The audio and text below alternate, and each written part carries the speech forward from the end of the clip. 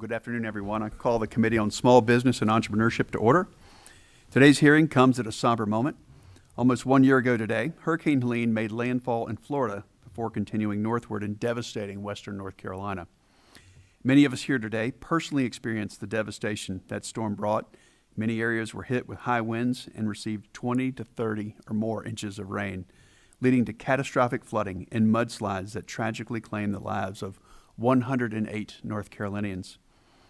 Altogether, a total of 11 states were impacted, and Helene caused almost $80 billion in damage, making it one of the worst hurricanes to hit the United States, ranking alongside Hurricane Sandy and Hurricane Katrina. Here in North Carolina, 39 counties were eligible for federal assistance following the storm. Those counties comprise 40% of the state's population and 45% of the state's GDP. In the aftermath, our state's disaster survivors started down the challenging road of rebuilding. I want to say how proud I am of our state for coming together in this time of need and the sheer tenacity of everyone out here in western North Carolina who lent a hand and helped folks in dire straits. Frankly, I wish the same could have been said for our federal government, but unfortunately, under President Biden, they were unprepared and asleep at the wheel. The Small Business Administration, or the SBA, provides disaster loans and have been crucial to many Americans recovering from natural disasters. And North Carolinians in the wake of Helene were no different. The SBA gives eligible individuals access to disaster recovery loans up to $500,000 and eligible businesses loans up to $2 million for physical damage and economic injury. These loans help restore homes to their pre-disaster condition and help businesses replace equipment and maintain payroll. Unfortunately, due to the blunders of the Biden's SBA, too many North Carolinians were unable to find the help they needed to simply rebuild and regain their livelihoods. The prior administration mismanaged the SBA's disaster loan program by issuing irresponsible rules and dramatically increasing the cost of making and administering disaster loans. Moreover, as SBA drew closer to exhausting the funds it had on hand for these loans, the staff at the wheel of the Biden administration failed in one of their most basic duties, and that is notifying Congress that funding was running low. This led to an unacceptable 66-day shortfall lasting from October 12th through December 20th of last year. Here in North Carolina, 97% of business loan applicants were impacted by this shortfall. For more than 2 months, the federal government left survivors in North Carolina on their own with nothing but bootstraps and their community to assist in rebuilding. We must ensure that a crisis like this will never happen again. This SBA program is instrumental in the rebuilding process, and once it was back to working, it has served over 3,500 North Carolinians following Hurricane Helene. And that's why earlier this year, I introduced the Disaster Loan Accountability and Reform Act to create more safeguards against a future shortfall. This bill would require annual appropriation to SBA's disaster loan program, inform Congress when funds are low, and increase reporting to Congress. I want to thank my colleagues on the Small Business Committee for working in a bipartisan manner to get this bill through committee. I'm grateful for the many changes the Trump administration has made to address the problems in this program since January, including improvements to reporting, local coordination, and constituent services. However, we're still recovering from the aftermath of Helene. It's critical to understand the impacts of the shortfall last year and what steps can be taken to further safeguard disaster survivors after being left without aid again. Returning Western North Carolina to normal following Helene hinges on our federal government and its agencies working in coordination with one another. I will continue to engage with each of our cabinet agencies to ensure our federal government is responsive to the needs of Western North Carolina. I want to thank our witnesses on both panels today, and I'm honored that you've decided to join us to speak on the efficacy and unity of SBA's programs and ways to improve. I look forward to your testimony. And before we start our testimony, I ask unanimous consent that the witness's full statements be included in the record. Without objection, and so ordered. For a quick run of show, I want to note that each of the witnesses will have 5 minutes to give their remarks, and then we'll turn to questions.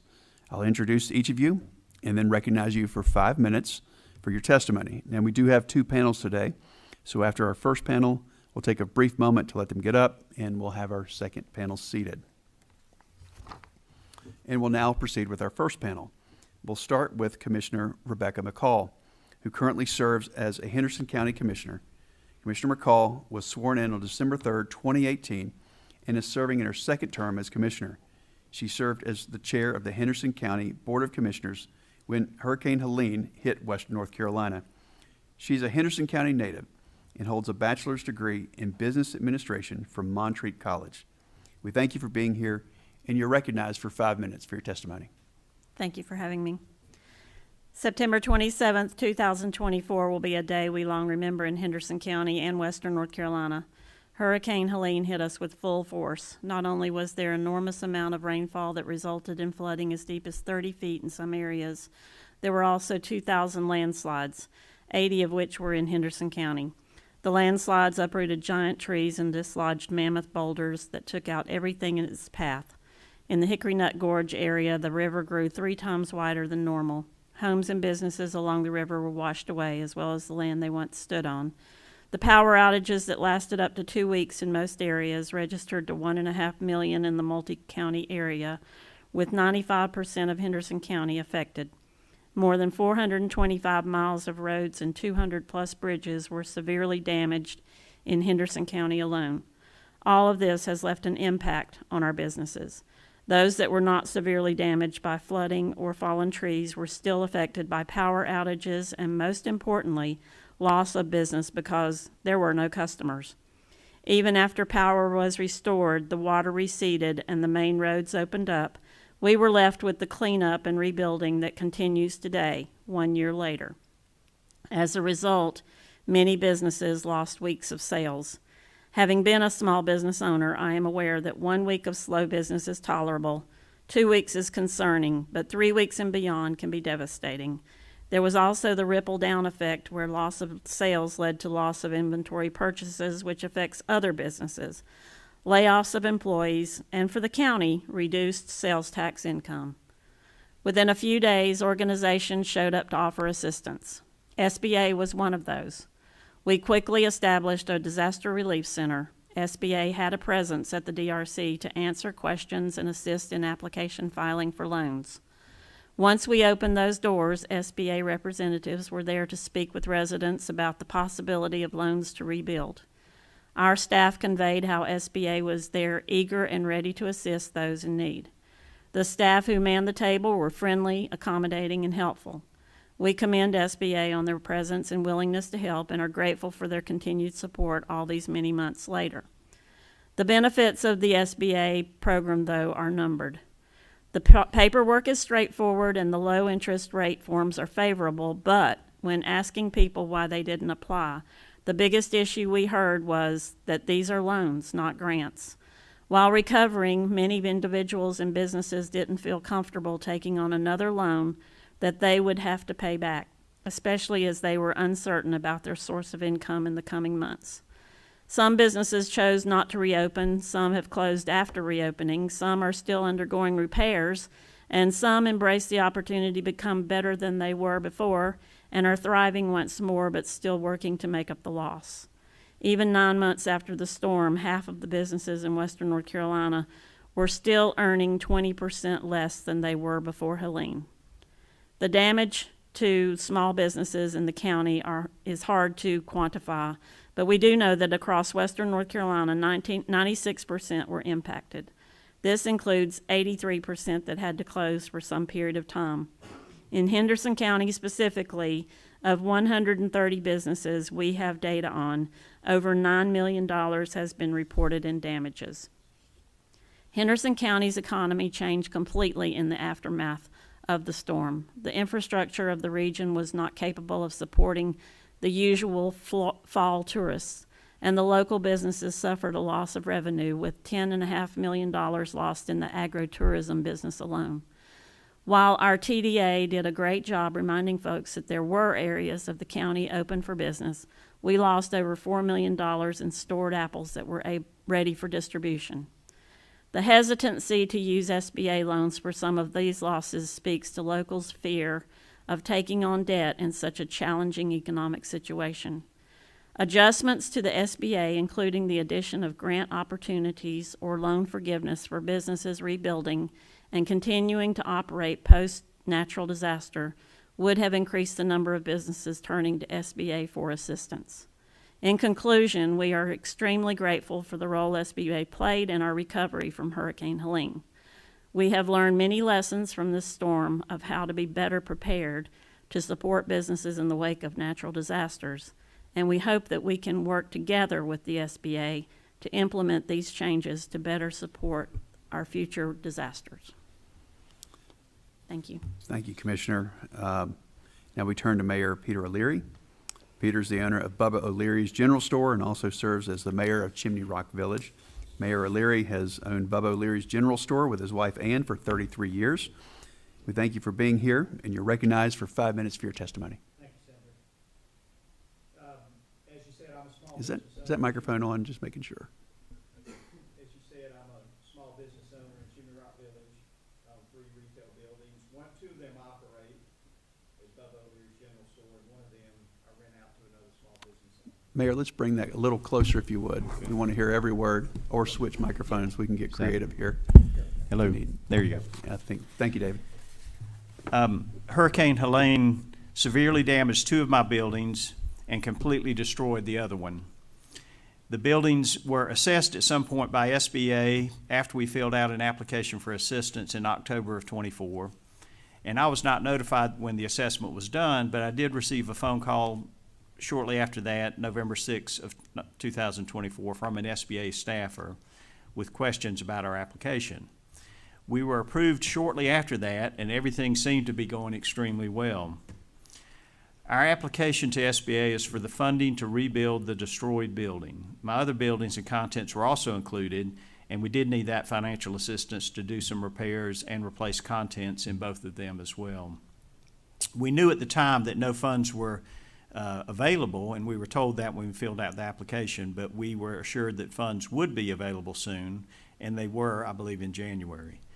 So we were excited to move forward. Our issues started after that, basically in February of 2025, when I started reaching out to the SBA officers to answer their questions, but also try to get my questions answered. Every few weeks, I would receive a notification that my case manager had been changed. I would then try to reach out with a phone call and or email to my new case manager with questions, but would not hear from them or would get a very slow response. Then after a few weeks, I would be notified that I had a new case manager. It became very frustrating. Over about a 6-month period, I had 5 different case managers. During this time, there were several requests for information from SBA, which raised many questions from me about their procedures and how much I would be allowed to borrow and other issues. Many times I would have questions and would reach out to the case manager and not get the information I needed. My impression of the process was that many of these case managers were not correctly trained or did not have the experience needed to respond to my questions. I have worked in a previous life as a bank loan officer and am very familiar with commercial lending. It was frustrating to try and make building plans and business decisions based on information I was told and then be notified that something had changed or was not being allowed. This would require me to attempt to clarify information and ask questions, but a lot of times I wouldn't get a timely response, or I'd have to deal with a new case manager and bring them up to speed.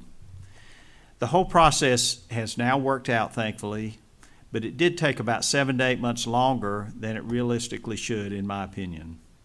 I've heard similar stories from other businesses in Chimney Rock Village who have been very frustrated with the length of time necessary for their SBA applications to be processed and the confusing information that's given to them regarding their applications and requests for funding. So I'll just reiterate that. I believe there's a lack of training, and I think that's really the main issue that I noticed as a business owner, is that people were not able to respond to the questions, especially in a timely manner. And I just feel like with better management, maybe that problem could be solved. Thank you. Now we turn to David Jackson, who serves as President and CEO of the Boone Area Chamber of Commerce in Boone, North Carolina. And earlier this year, Mr. Jackson was recognized as a Community Advocate of the Year by North Carolina Rural Center. He holds a Bachelor of Science from Appalachian State University. It's a great school. We thank you for being here, and you're recognized for 5 minutes for your testimony. Thank you. It's great to see a fellow Mountaineer here as well today. Senator, thank you for bringing this committee to Western North Carolina and spending time in this beautiful area of the state. In the testimony that I submitted, I detailed some of the positive aspects of the response with SBA and FEMA in the wake of Hurricane Helene, along with opportunities for improvement. I'd like to build on those comments this afternoon by first reiterating sincere gratitude for the SBA and FEMA field agents that arrived in our communities to staff the Business and Disaster Resource Centers. These workers left their families to come assist ours. They brought empathy and compassion along with the seal of the United States government. And they helped our citizens and business owners understand a language and a process that was new, confusing, and at times very frustrating. These agents were the conduit for over $85 million in allocated funding through SBA businesses and EIDL loans in Severity 1 counties as defined by the Economic Development Partnership of North Carolina in their Helene Business Loss Assessment Report. That report, or that represents just more than half of the dollars that have been allocated to Western North Carolina to support our small businesses after the storm. The estimated economic loss in the fourth quarter of last year for the region was calculated in that same EDPNC report at $1.8 billion. The philanthropic dollars that have been raised nearly match the SBA's deployed loan payouts, but don't come close to satisfying the loss of revenue or stability our small businesses saw disappear over the course of about 72 hours. $1.8 billion in loss cannot be absorbed just through loans to the businesses that lost inventory, revenue predictability, staffing, and core infrastructure. Many of those impacted businesses were not finished paying off COVID-era loans when the storm hit, and the thought of more debt was daunting and simply not economically responsible, so some just closed. These small businesses are the heartbeat of the economy your committee aspires to support. We need diversity and available disaster funding for businesses to restore savings, to supplement losses not covered by insurance, and to restore economic stability for our local governments, all of which suffered sales and occupancy tax declines during one of the most profitable quarters of our calendar. Philanthropic support for businesses has come from fundraising from a number of organizations, individual donors, and local chambers of commerce. The Boone Area Chamber Foundation has raised over $1.3 million in hurricane relief, the majority of which has been deployed through business disaster resiliency grants across Watauga, Ashe, and Avery counties. We will release a fourth round of that funding next month, centered mostly around storm-related revenue loss. Chambers across Western North Carolina have worked with partners to generate north of $6 million in direct business disaster support grants. Partners like the U.S. Chamber of Commerce, Mountain BizWorks, Dogwood Health Trust, through a partnership with Governor Stein and the North Carolina General Assembly, made grant funds available to small businesses. The economic ramifications of this region would be far greater if not for those efforts, but don't come close to covering the loss. As I bring my remarks to a close, I offer our collective partnership. My chamber colleagues and I are eager to participate in conversations about what our business community has experienced. We're eager to strategize and create a small business disaster support playbook that can be replicated in communities like ours across the state and the country. We feel strongly that funding must come from blended sources and it must feature creative avenues for deployment, as we see not all programs fit all businesses. We're ready to help the SBA lean into their preparedness culture that they've tried to create, but honestly hasn't gotten the traction it deserves, because frankly, that's not how our society is wired. We encourage you to bet on small businesses. It's the Main Street coffee shops, the outfitters, the art galleries, the retailers that make our communities different than suburbia.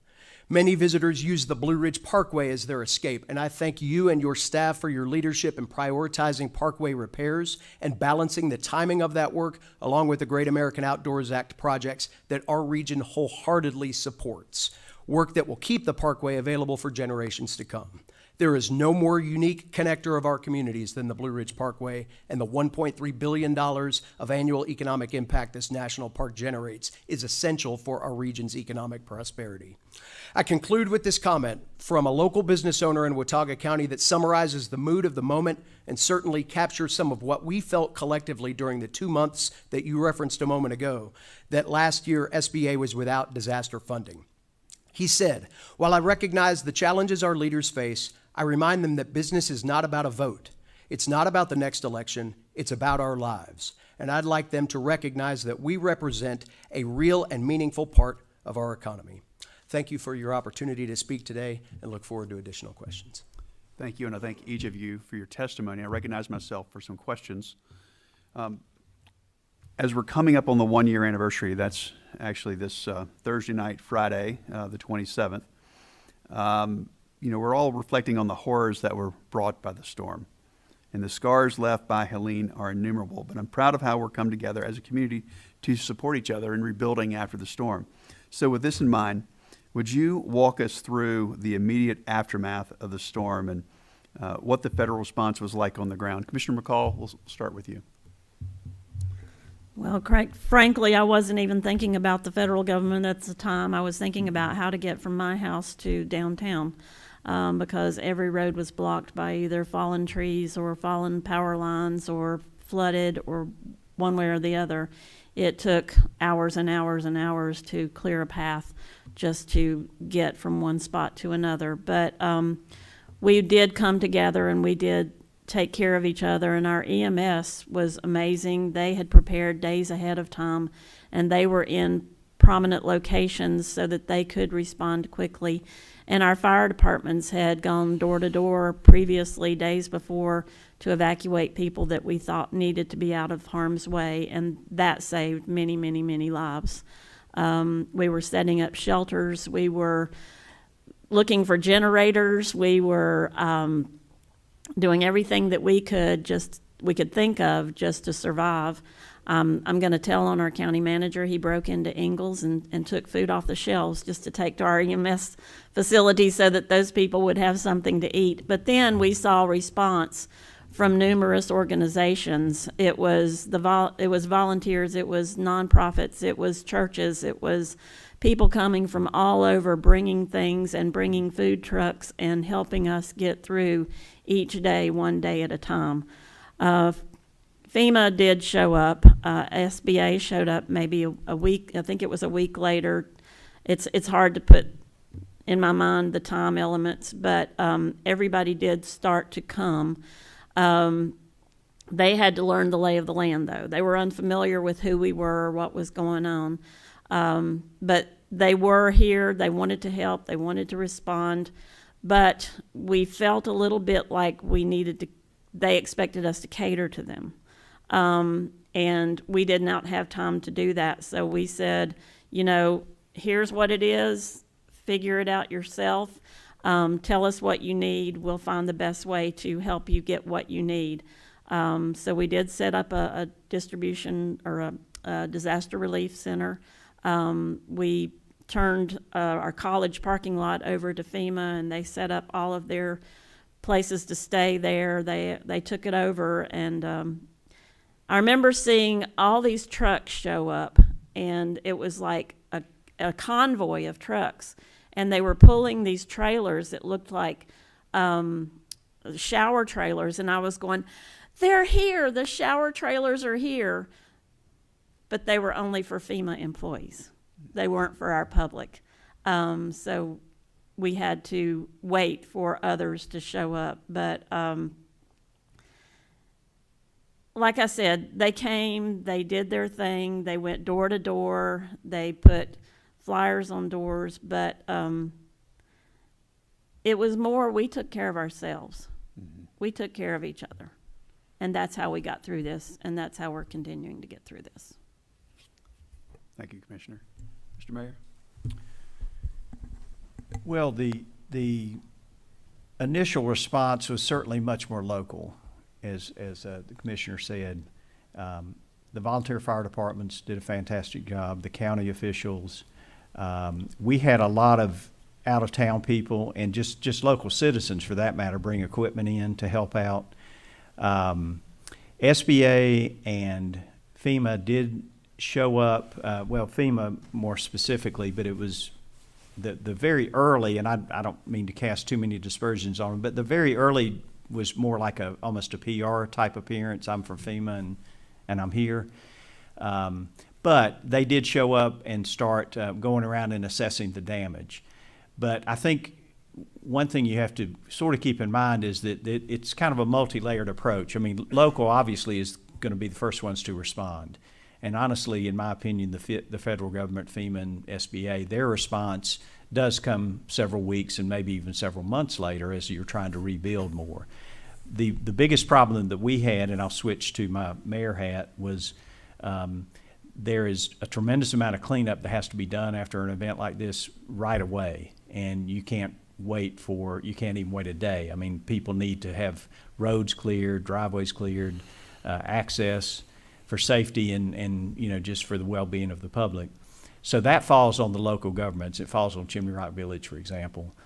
But the problem that we faced was that's extremely expensive for a small community like ours. And FEMA was set up basically as a reimbursement agency for those types of things, and that moved extremely slow. So I think a lot of your small communities faced a huge financial crunch trying to pay these local contractors who were doing a phenomenal job of cleaning, but then you turn around for funding to pay for that from FEMA, and it takes quite a bit of time. And I hope, and I do understand that maybe some changes are being made along those lines. But as far as the federal response, that's really the biggest hurdle that I saw, was just the way that the funding goes to reimburse the communities. It maybe should be funding up front for some of these immediate needs. Thank you. It's helpful. David. Yeah, so I'll start this off in a couple of different ways. First off, I remember our FEMA administrator's name, Jake Kawakowski. He was the first person to reach out to us. I found out very quickly that in order to get FEMA or SBA staff into the community, that required a reservation authorization number from a hotel. If they were going to come and stay and be deployed, that confirmation number was what triggered the deployment. So our office ended up coordinating about 100 different federal personnel for the local area that way. And we were glad to be able to do so, and I'm appreciative that because of the storm's impact on the football game, we had enough hotel space for that to occur. There was some initial confusion about the setup of the Business Resource Center and the Disaster Resource Center. They were co-located in a facility that we manage, which we were happy to do, but who was taking the lead on that? And that's where Jake was able to come in and say, here is the process. That facility had to be inspected twice by 2 different agencies before full deployment could occur, and that ended up taking a few extra days to get that resource up. I will say, though, that the staff that we had in Boone working out of that center seemed to be specifically trained for some key things. And I go back to Jake for a second. He was a former firefighter with a background in building, planning, and inspections. That became incredibly helpful dealing with the impact of the disaster that we had on our side. And again, I mentioned it in my testimony, the fact that the folks that got deployed were disaster survivors. We had folks from Houston, Puerto Rico, Florida that were able to teach a language that people did not understand, and brought some compassion along with that. So that part of our experience was very helpful. Our FEMA staff and SBA staff got in line with our emergency management very quickly. And Will Holt was able to make a lot of the decisions and make sure that there were people that were going out with those folks, because one of the first things that was shared with us was that this disaster brought a topographical challenge that nobody had ever seen before. And they just didn't know where to go or how to access some of those areas. So that I would totally agree with. Our local responders were essential in making sure that the federal response could get deployed accurately. That's very helpful. Mr. Mayor, when you were speaking, it reminded me of Ronald Reagan's 9 famous words: "I'm from the government and I'm here to help." But hopefully with some reforms, we can actually be a little more helpful. This is very good. Appreciate that. As a lot of you know, the Biden administration made a number of changes to SBA's disaster loan program, including increasing the unsecured loan limit and changing the credit elsewhere standards. These changes, coupled with a lack of congressional notifications when funding for the disaster loan program was almost exhausted, led to a 66-day shortfall in the program, and this is just days after the storm in early October. During this shortfall in North Carolina alone, over 900 businesses were left waiting to receive loan approvals and disbursements, thus delaying our recovery by over 2 months. Mr. O'Leary, can you talk about the impacts the shortfall had on your business and the community? Well, it affected people's planning, I guess, for the individual businesses. We were, like I said, we were able to get the applications done fairly quickly, so that response was good. And then even the follow-up to me personally was pretty quick, I thought. And I was approved for the loans that they said, but they said there's no money. So that was extremely frustrating. And then when you're working with, obviously you have to work with a builder if you're rebuilding or spending the money in some fashion. And those people are asking what your plans are or when you can start, and you don't know. There's just so much uncertainty. Do you know how long after the storm of September 27 that you actually began the paperwork process? We did in probably mid-October. I don't know the exact date. Okay. But yeah, mid-October. And we were actually approved. I did have an interview on November 6th, and shortly after that, our application was approved. Okay. But approved, With but no sorry, money. no funding, yes. Yeah. Which didn't happen until earlier this year, 2025. Right. The funding.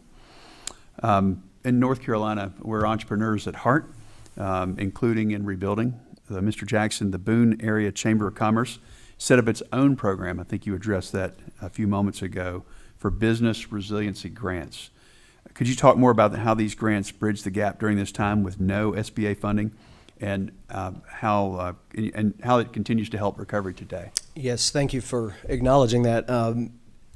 There was no gap to bridge, it was the money. Mm-hmm. We were very quick to find out that through the delay process and in the SBA loan program, certainly that happened, as you mentioned, right after the storm was over.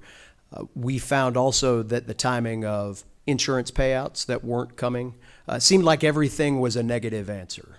The state of North Carolina was working through the General Assembly on their own ideas around grants, but nobody's got anything that looks like that from a governmental standpoint that is a true grant. I think one of the unfortunate things about the timing of this too is that this disaster occurred close enough to the COVID pandemic that that's what people were looking for.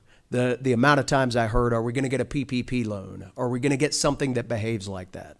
And the behavior, yes, that makes a lot of sense. Some sort of forgivable loan that has some performance tied to it could have been the right recipe. But without that, not only our chamber, but chambers across the region and other partners like Mountain BizWorks and others had no other choice but to try to get the philanthropic dollars. And that's where I think there's a silver lining here in just finding out how much people care about our region. Those dollars came in from all over the country, all over the world for that matter. And they were small, they were large payouts, there were philanthropic agencies that got behind that work, but they wanted to see the small communities that we all represent here survive this. So we were able to put together an initial payout of $206,000 that went directly to our early childhood businesses and the families that have kids in those programs. We paid off tuition for the month of October because we knew that families needed some money to make quick repairs, but we needed that industry stabilized. Soon after that, we've deployed a little over $1 million now in grants, small end, $500, top end, about $25,000. But you hear from businesses that had the foundation of their business knocked off, a building knocked off its foundation, or major infrastructure hurdles that a $25,000 grant's not going to touch. So it gets back to the broader picture of how are we looking at business in terms of the disaster. We've got good programs for the individuals. A lot of these individuals have family businesses that are almost symbiotic. And that's where we are eager to have some conversation about what comes next and how can we have something that's readily available, deployable by communities for these instances. Thank you. The SBA's Office of Inspector General and the U.S. Government Accountability Office have both reported that the SBA fails to effectively reach rural communities following a disaster. After Hurricane Helene, these problems were only compounded by downed telephone lines and little to no internet service. Mr. O'Leary, you were not only a leader of the community, but you were also a small business owner. So how did you learn about SBA's products, especially in those early days, and what sort of outreach do they do in your community to let you know who they were and how they could help? We learned primarily about SBA through the FEMA representative. So if you were a business and you went to the FEMA representative and filled out, they encouraged you to fill out applications, and we did too. We encouraged all of our residents to fill them out. And if you were a business, they directed you to SBA. Our problem was SBA didn't have an office set up in Chimney Rock Village. They were mostly set up, the two I remember were in Asheville and Hendersonville, which at the time we couldn't go directly there because, like you said, the roads being out. So we had to drive about an hour and a half drive to get to those offices. Eventually, they did send some representatives down after, I can't remember the exact time frame, but it would have been in the January, February time frame that they sent some SBA after. Officers, yes. FEMA was in the early weeks? or FEMA first was month? much earlier. FEMA, we had FEMA representatives in mid-October that were down there talking to residents, yes. And so in that early period, FEMA was telling you about SBA, but it was months before SBA came to you. Right, and FEMA said fill out a FEMA application, but then if you were a business, you had to take that next step and fill out an SBA application. So. Okay, thank you. The U.S. Small Business Administration provides loans to renters, homeowners, and businesses following a disaster. SBA established a field presence in North Carolina shortly after the storm to provide in-person consultations for these types of loans. We talked about that just a second ago, although it wasn't always where the need was. So, Commissioner McCall, I know that Hendersonville had an active recovery site with multiple agencies. Do you think this was beneficial, and what was your experience in coordinating with the federal resources? Yes, it was very beneficial. We were lucky enough to find a place. It was had previously been a grocery store, so it was a large space that we were able to separate and have FEMA on one side and our local nonprofits and other organizations on another side. Even our DHS was there for a period of time for the SNAP project. Having everything under one roof was helpful because people could come, and if they met with say FEMA and the FEMA said you need to meet with SBA, then it was all right there together.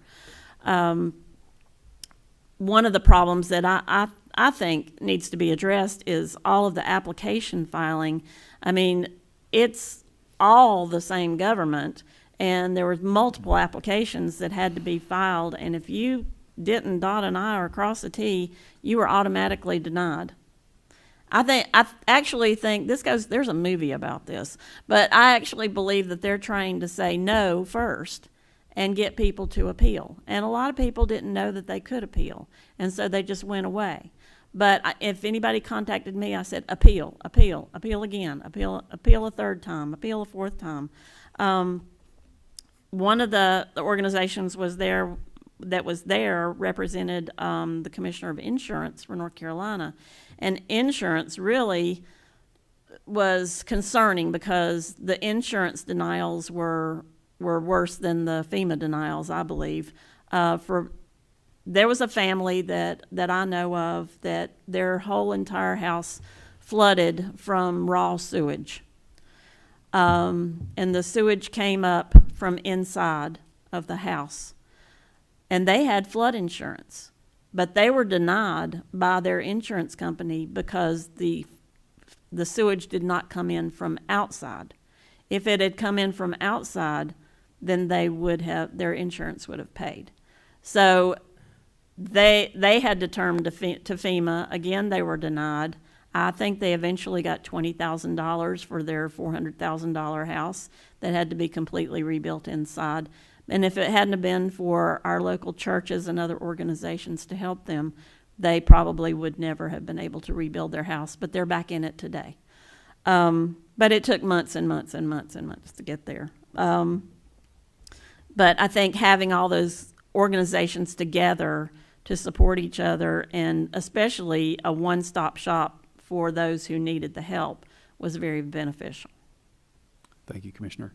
Mr. Leary, from your testimony, it's clear that you've experienced a lot of problems on the back end of your loan. Even once the shortfall ended and there was the funding, I think we can all agree that a couple of weeks is too long to wait for simple questions to be answered, and 8 months is too long to receive disbursements for your loan. So how did the long wait time impact your ability as a business to recover from Helene and plan for the future of your business? Well, it put everything in limbo, in the sense that we couldn't make firm plans.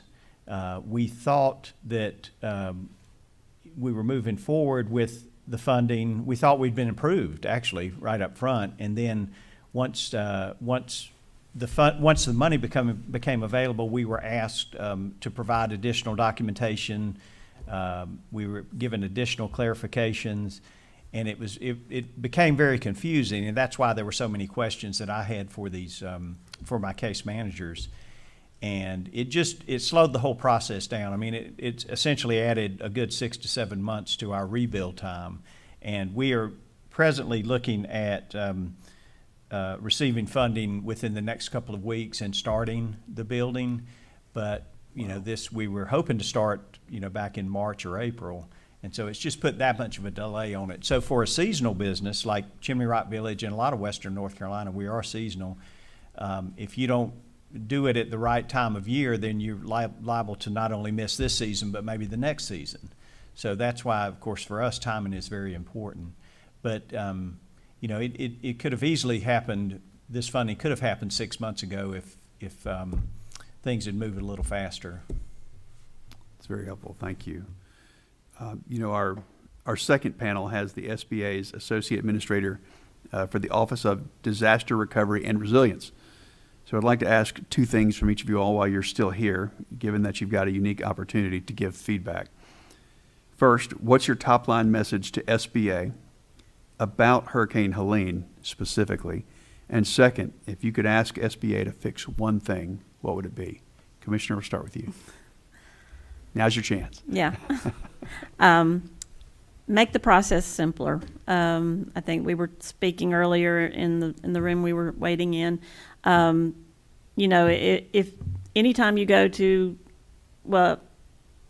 Mr. Jackson brought up the sample of FAFSA.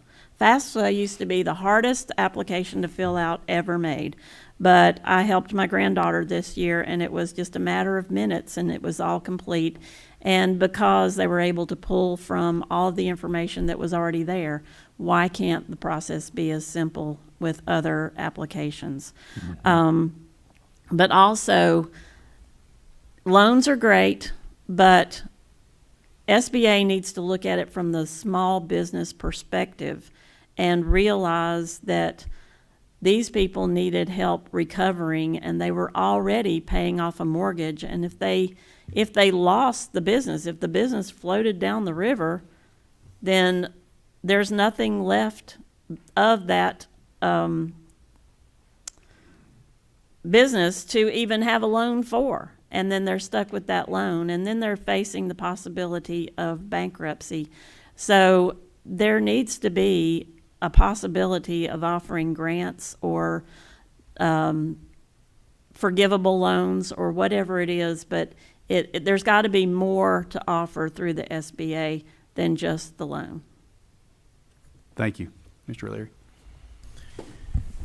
I would echo that, simplify the process, and by that I mean also cover all the basics up front. I mean, as I said, I was a commercial loan officer years ago, and when you're approved for a loan, then you're approved for the loan, and up front, and that's why I needed all these clarifications, because they approved me, and then they started kind of changing the rules and saying, well, this doesn't cover that, and it doesn't cover this, and it's like, well, I thought I was approved. So I think simplify the process, make sure you cover all those bases up front, and then the other thing I would just emphasize is the people that are dealing with the public, just make sure they're well trained. Just train them in how to answer these questions, and have a timeline for when you get back to people with an answer. You know, it shouldn't be weeks to get an answer. It should be maybe a day or two, if not a few hours. So, I think you mentioned there were 6 loan officers in 5 months or so. five and different 6 case months. managers, yeah, over a 6-month period, 5 case managers, yeah. So that added to the complexity, and Of course, yeah. and Yeah. if you have I never those- knew who to contact, Yeah. exactly. Okay, thank you. David? Yes, so my advice would be customer-forward relationships. And I emphasize the word relationships. And maybe this was a little bit unique to our disaster given the geographic region, but I would echo, or I would think that this would echo across the country as well. You know, we've got some deep-rooted Appalachia culture in our region where trust is earned. This is not a community where you say, go call somebody on the phone, especially when phones didn't work. Don't call somebody on the phone, don't log onto a website and wait for your time in the queue. This is about a person who's in a center that you form a relationship with. And once those relationships were able to be formed, we had some of the best interaction with FEMA, the SBA, and any federal agency for that matter, and then it all went away. I would consider the value of customer-forward relationships and how that can lead to the information getting processed in a timely manner. I would echo the process. I think that's been well articulated. I would go back to my one suggestion being diversity in the products you offer. Forgivable loans. I don't think that anybody that's been represented by any of our communities has just come to this thing looking for a handout. They need a hand up into making sure that they have a fighting chance to move forward. And that means there's a measure of performance that I think that most businesses, most small businesses in our region are willing to understand that they have to abide by. It's not just take a check and go to the beach. It's here's what can help me get my doors open again. Forgivable loans, grants, that equals tax base. And it comes back to the customer side of this again. Taxpayers are customers too. And I think that if there were more tools that were available to help them get out of the gates, they are the first ones that want to be a part of the positive piece of recovery for all of our communities. This has been great. Thank you all for being here today. We appreciate your time. We appreciate your testimony. We're going to take a quick recess to allow our first panel to get up and allow the table to be reset for the second panel.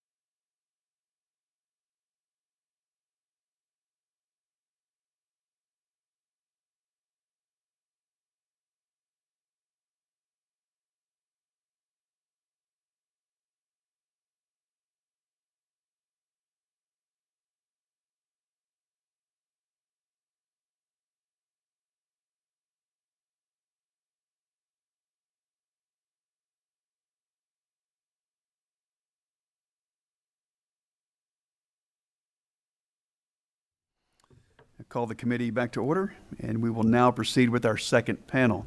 We're pleased to welcome Mr. Chris Stallings, who serves as the Associate Administrator for the Office of Disaster Recovery and Resilience at the Small Business Administration.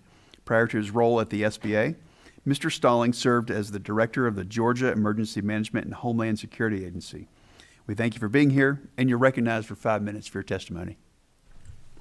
Chairman Budd, thank you for the opportunity to testify today on behalf of the U.S. Small Business Administration to discuss SBA's recovery operations in response to Hurricane Helene.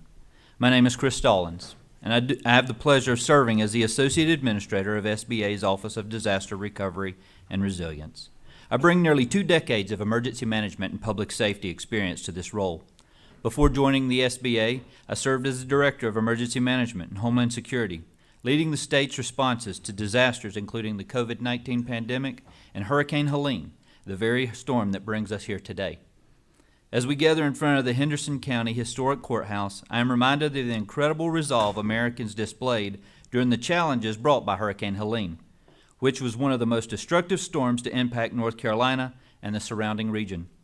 These were challenges I witnessed firsthand in Georgia, where communities were destroyed and where families and small businesses were devastated. Under the leadership of Administrator Kelly Loeffler and at the direction of the President Donald J. Trump, the U.S. Small Business Administration has improved its readiness to serve disaster-impacted communities like these. And we have committed to taking the lessons learned from Hurricane Helene to ensure that the SBA is always ready to provide reliable and robust disaster support. We are ready when disaster strikes, and we are committed to serving as a trusted partner in recovery, and to that end, SBA continues to lean forward, supporting long-term recovery and economic relief for all Americans affected by disasters. Since January the 20th, 2025, the SBA has restored our recovery mission to begin and end with the survivor in mind. We have elevated our regional recovery coordinators for rapid information sharing and extended partnerships with local and state agencies to maximize outreach and service delivery. We have prioritized cross-training with our Office of Field Operations to deputize more SBA personnel to assist with disaster response. Most importantly, we have improved funding readiness to prevent disruptions like those we saw during the Biden administration, which left thousands of Americans stranded without vital relief. SBA has expanded ground support to guarantee help is visible and accessible to everyone. Through listening sessions with state emergency management leaders and SBA's Office of Rural Affairs, SBA has bolstered our recovery response to rural regions, deploying mobile recovery vehicles, portable loan outreach centers, which brings our team and the disaster assistance programs to the survivor, no matter how remote their location. And in July, we ended a Biden-era regulation that banned the SBA from providing disaster relief in the form of economic injury disaster loans to faith-based organizations. SBA has also extended the capacity of our Disaster Processing and Disbursement Center to accelerate the release of funds after the loan is approved. Today, the average approval time after submission is 14.83 days, down from 17.73 days just a year ago. During recovery operations for Helene, SBA mobilized 381 staff across 7 states, supporting 115 disaster recovery centers. These centers, which provide in-person assistance to residents, businesses, and nonprofits seeking federal disaster assistance, were visited by over 27,000 disaster survivors, with SBA approving over 18,500 applications. For a total of $1.7 billion in long-term recovery funds, helping families rebuild homes, allowing small businesses to replace equipment and inventory, and fueling the local economy recovery. In North Carolina, SBA led economic stabilization efforts and developed the Recovery Needs Assistance Assessment and Recovery Support Strategy, which identified specific needs of small businesses. Utilizing available data, SBA provided targeted support through our resource partners fueling local economic recovery. SBA has remained a key contributor in recovery initiatives, which includes the Private Roads and Bridges Task Force, holding business recovery resource expos, and hosting mitigation funding workshops, enabling survivors to use additional SBA funding assistance to reduce the risk of future disaster damage. Our agency remains focused on how we can continuously improve and help the disaster survivor. The lessons learned during Hurricane Helene were vast and have already been woven into SBA's mission to deliver disaster loan assistance through extensive partnerships with local leaders, our own field apparatus, and the small business community. In closing, thank you for your continued support of SBA's disaster recovery mission. Your partnership ensures that we deliver timely and reliable assistance to families and small businesses when they need it most. The SBA remains committed to helping disaster-impacted communities rebuild stronger and more resilient for the future. Thank you, and I look forward to your questions, sir. Thank you for your testimony. I now recognize myself for questions. Mr. Stallings, you've been in this position since February of this year, and thank you for your willingness to serve. And while you were not in this role during the SBA's initial response to Helene, this afternoon you were able to listen to the experiences of individuals and businesses across Western North Carolina in the aftermath of the hurricane. So is there anything that you'd like to say in response to their testimony and the discussion we had previously? First and foremost, we apologize for the funding lapse. That, I can't imagine what that sent shockwaves through the community. The Biden administration failed to communicate with one another internally and certainly with our members of Congress. That's something that we take very personal. I, just like them, woke up at sunrise. I found out that before sunrise I'd already lost 10 Georgians under my watch. I know the impact that this storm has had. And I can say that we have made every step through this process as customer-focused and as disaster survivor-friendly as we can make it. Some of the heartburn that has been laid out today is the heartburn I brought with me because I too saw these challenges in Georgia. I had to answer the phone to the businessmen and women and survivors there trying to explain why their government that they pay their taxes to didn't have enough money to fund their need. So I understand that. My heart hurt. I was frustrated, and when given the opportunity, I thought, if you can't beat them, let's join them. I looked forward to the opportunity to come in under the leadership of Administrator Kelly Loeffler, who brings a wealth of knowledge in business, who says, Chris, we need to turn this back into what it should be, about the survivor. And so we leaned in heavy, and so I just first want to apologize for our lapse. But we make the promise that we're here to do everything we can to learn from our mistakes and embrace them so that we can build a better future for everyone else who experiences similar situations. Thank you very much, Mr. Stallings. I remember those early days. The North Georgia coverage, it was our own Franklin Graham from Samaritan's Purse and former president, soon to be president again, Trump, and now Administrator Loeffler. Perhaps you were at that site, but I appreciate your work there. We have to remember, while the lion's share was Western North Carolina, Georgia was tremendously impacted as well. So thank you for your work there. Specifically, I want to follow up on Mr. Leary's testimony, as that appears to have occurred more recently. I understand that you inherited a backlog from the prior administration. So what have you done to address the backlog? So I think the first thing that was mentioned was the separation of the disaster loan program from the disaster recovery and resilience branch. The first thing that Administrator Loeffler has done is, through our reorganization, once complete, she's bringing that back together. That gives us the opportunity to work that process completely from beginning to end.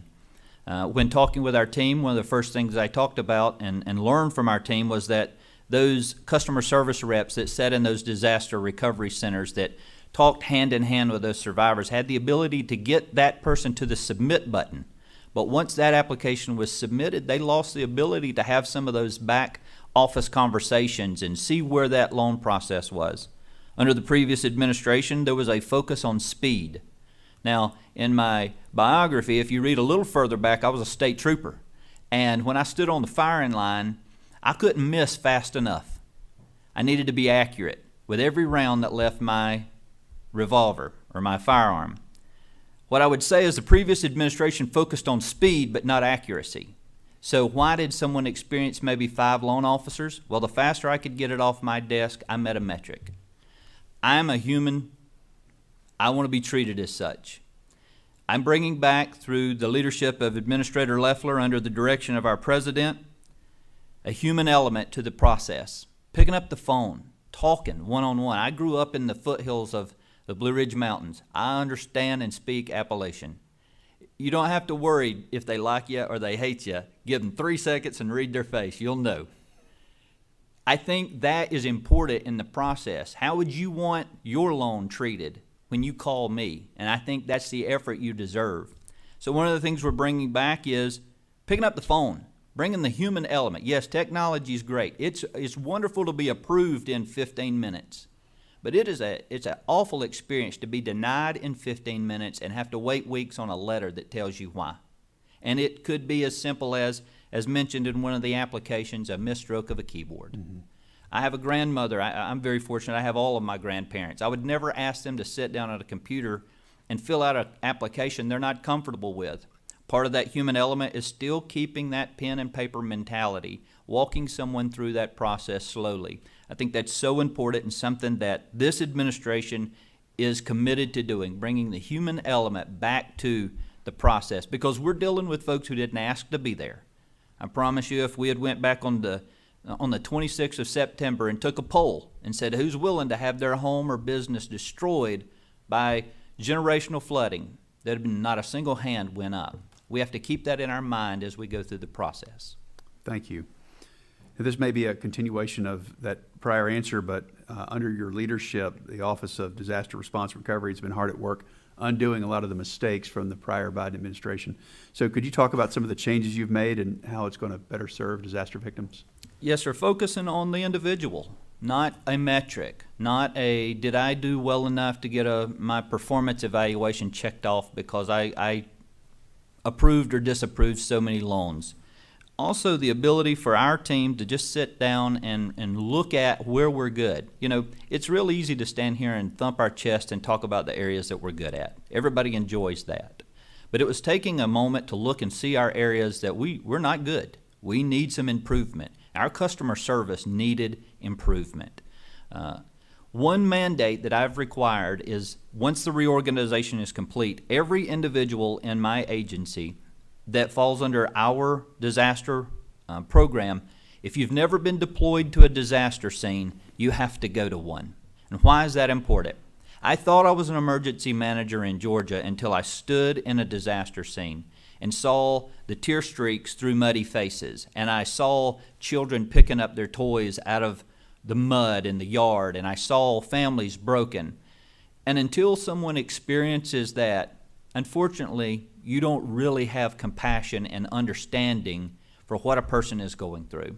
So first mandate was we're putting every single individual in the field. You've got to go stay. You've got to go work those disaster recovery centers. Before you go back, you'll be truly sympathetic then to that disaster loan. The second part is within our statutes, my focus is not speed of approval or denial. It is make the effort to get to yes. That is our motto. What is our effort? Get to yes. If we can get to yes legally through our statutes, there's no reason why we shouldn't. These are tax dollars paid by taxpayers, and they deserve the right to have access to the resources that the federal government has promised that we would bring. Thank you. So for everyone here lucky enough not to be steeped in SBA disaster loan funding and how the federal government estimates funding requirements, the subsidy rate helps Congress understand how much money the SBA needs to fund its disaster program each and every year. In 2022, the subsidy rate was 8.96%. By 2025, the subsidy rate more than doubled to 22.22%. A higher rate means the program costs more, and the SBA should work with Congress to ensure the program won't run out of money during a disaster. So, Mr. Stallings, how does a higher subsidy rate impact the number of loans you can make in disaster survivors that you can assist? In easy language that even a guy who grew up in Fannin County, Georgia can understand, the higher the rate, the less dollars I have. And so your $100 million that you give me just doesn't go as far as it did. So the more we can work together to get that subsidy rate down, the better chance we can to reach more folks. It also prevents that funding lapse that fell under the previous administration, sir. So would you agree, Mr. Stallings, that this higher subsidy rate likely limited the number of loans that SBA was able to make following Hurricane Helene? I would, sir. Earlier this year, I introduced S 300, the Disaster Loan Accountability and Reform Act, or DLARA for short. The bill looks to make statutory changes to increase oversight and ensure that a funding shortfall like this never happens again. Mr. Stallings, I'm pleased that some of the provisions in this bill, such as the monthly disaster report, have already been addressed by the Trump administration. Can you explain what changes have been made to the disaster report and the importance of congressional reporting? Yes, sir. So, per the Small Business Disaster Response and Loan Improvement Act of 2008, there should have been monthly reporting already occurring. We came in, looked at the report, and the report was difficult at best to understand. We revitalized the report, we changed it, we made it much easier to digest, we made it easier to look at and regurgitate. I can give you the information on it, and it's easy to recall. It's not just spreadsheet after spreadsheet of trying to hide mistake. By that, we've also made a promise that it will come to Congress every month as it should. We've been faithful to that promise already. We've got positive feedback on the changes that we've made. I think it was extremely important. As someone that has worked with the federal government, the transparency of it, showing where we stood. Just give me my odds. I'll fight from there. Tell me what I have and what I don't have. I don't like the word maybe, and this report that we're doing takes away the maybes. I think it gives us a lot of yes and no. And so the report itself was important. It also, in your bill that you mentioned, sir, you talk about us bringing the program back together. That was a day one priority once confirmed. Administrator Loeffler said, we've got to bring that back together. It just doesn't make sense to have it torn apart. So bringing back that disaster loan apparatus together, I think, is extremely important as well. Thanks. The SBA ran out of funding on October 16th, beginning a 66-day shortfall, which we discussed earlier, and that lasted until December 21. And this shortfall ended only after Congress passed a supplemental appropriation, which provided the SBA with an additional $2.3 billion. DLARA would require the SBA to submit a statement as part of its annual budget detailing the 10-year average cost of providing disaster loans and administering the program. Do you think incorporating the funding of SBA's disaster loan program in the regular appropriations process could help avoid a similar shortfall in the future or lessen the need for supplemental appropriations? I think transparency between our agency and Congress is extremely important. Whether it's with a monthly report or the annual budget, I think the fact is that we need to maintain an open line of communication. We certainly enjoy our work with the Small Business Committee, both the Senate and in the House, and we promise to remain transparent as long as Administrator Loeffler is in her seat and I'm in mine. We promise to make that relationship work, sir. So I wish you were in your role 5 months earlier, but one of the most concerning problems with the shortfall is that SBA failed to find solutions in the moment. SBA wasn't able to stretch the limited funding they still had to ensure that some people got even a little bit of money, while SBA waited for the full amount to be approved by Congress. So having this flexibility during disasters was an important lesson learned, and my bill will provide the flexibility to the SBA administrator to lower SBA's loan obligations to the statutory unsecured loan limit of $14,000 when the disaster subsidy account falls to under 10%. More simply, this fix will allow the administrator to ensure more people can at least get a first portion of their loan so they can start rebuilding, rather than making thousands of borrowers wait on the federal government. So, Mr. Stallings, how will this flexibility increase the number of constituents who could receive the funding? Well, first I have to brag on my administrator. I don't think President Trump could have made a better selection by naming Administrator Loeffler to her seat. She comes with a business background, so she understands how to make dollars and cents work. She understands that flexibility is key, and if that bill is passed, I believe that, I know that our agency will be able to work with you and your team and the whole committee to ensure that that flexibility allows us to be nimble. I think that most lessons that I ever learned in my emergency management background was give me a little of something, that beats all of nothing. And so if I can take a little of something and be flexible, it can get me down the road a lot further. It's helpful, thank you. Another challenge is the whole of government approach to disasters and ensuring proper interagency coordination. For many folks, the alphabet soup of agencies involved in disaster recovery, it only hurts rather than helps. Could you talk about your work alongside other federal partners to ensure the process following a disaster is more coordinated and streamlined? So I take great pride in communication, talking with those agencies. It did not fall on deaf ears a while ago, the aggravation of the application. Multiple agencies, multiple applications. We have made it a priority to express our desire to see a one application.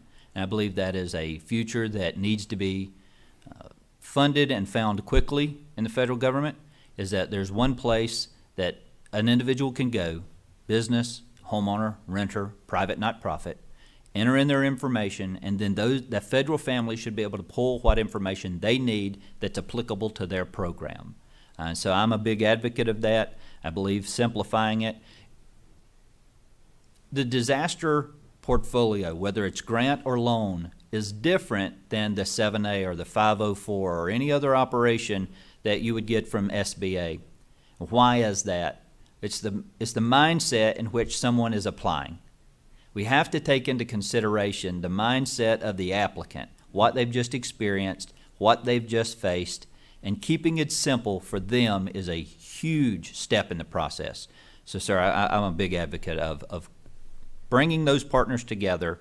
I've met with USDA, I've met with FEMA, we've met with HUD, we've met with all the federal family that would show up and say, how can we better do this? And I think the first step is that one application process. You've talked a lot about agencies, particularly SBA, and how to improve. What would you recommend to Congress on how to improve the process on our side and how to better serve taxpayers? I think more flexibility on the ground. When our team shows up, we're now making some changes to how we operate internally.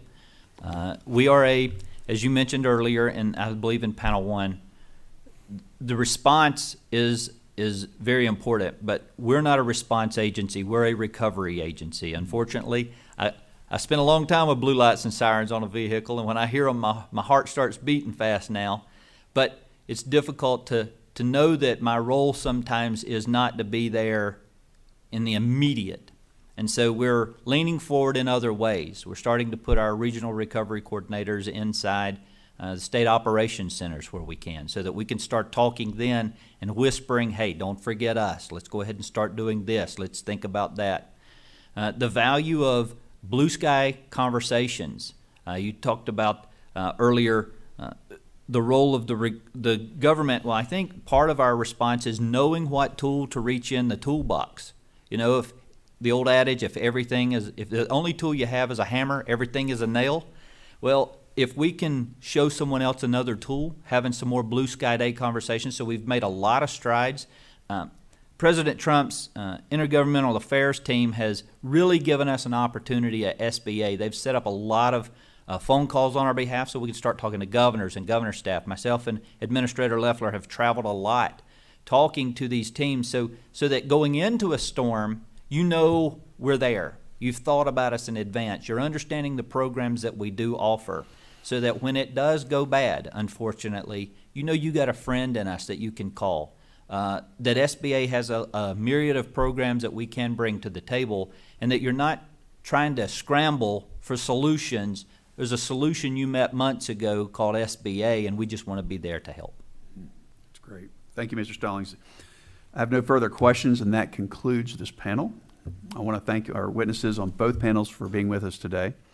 I ask unanimous consent that the record of today's hearing remain open for 2 weeks for members to submit questions, revise and extend their remarks, and submit additional information for the record. Without objection, so ordered.